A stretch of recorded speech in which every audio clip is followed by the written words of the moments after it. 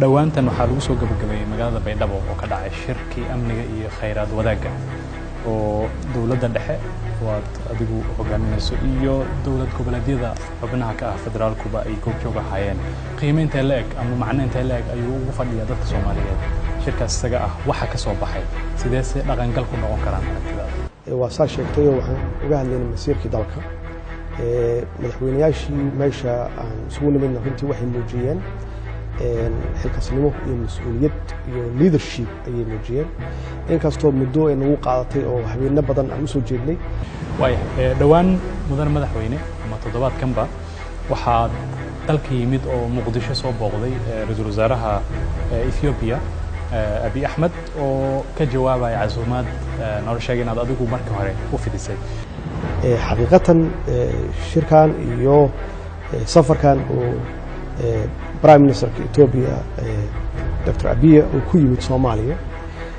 wuxuu ahaa guud ahaantiisa qodobka ugu hadalhaynta badan arinta heshiiska ama heshiiskan aad adigii ra'iisul wasaare Abiy aad isla gaarteen ee ku saabsan dekadaha mudan madaxweyne tukaraq deegaanka la yiraahdo waxa dagaal ku dhaxmaray ciidamada isku horfadhiyaan Somaliland iyo Puntland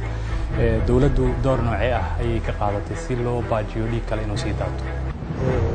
waa arintooda waa dhaxgalay waana la hadlaa si joogto ah la hadlaa waana isku dayiraan runtii hadalsiyo marmar waa ku guuleystay waxa kugu jiray ballanqaadyadaadii inaad garsoorka shaqo badan ka qaban doontid ilaa hadda maxaad dhihi kartaa waa laga qabtay dhinaca garsoorka arintan waxaan leeyahay waa ku yara daahnay mudan madaxweyne dagaal ayaad dhowr jeer ku dhawaaqday in al-shabaab dagaal lala galayo taktiik dagaalka ama xeesha dagaalka waa wajiyo badanta waxaa lagu xantaa inaad marka ay waddanka crisis ka jiraan ama qadiyado u baahan in madaxweynuhu uu ka hadlo ama uu codkiisa la maqlo ay ka jiraan waddanka inaad ka aamusto oo aad waqti dheer ay qaadato in warkaaga la maqlo ama aad bulshada ka qanciso arrin u baahan inaad adigu ka hadasho madaxweynuhu waxba kama bilowdaan way isku dhamaadaan madaxweynuhu ma hor ordi karo shaqada maxaa yeelay haddii isagu uu hor ordo oo waxa laabaan xagee lagu noqonaya macnaheedu waxay tahay madaxweynaha wax uu leeyahay oo meesha wax ka bilowdaan waxay tahay magacaabista Prime Minister macnaheedu waxay tahay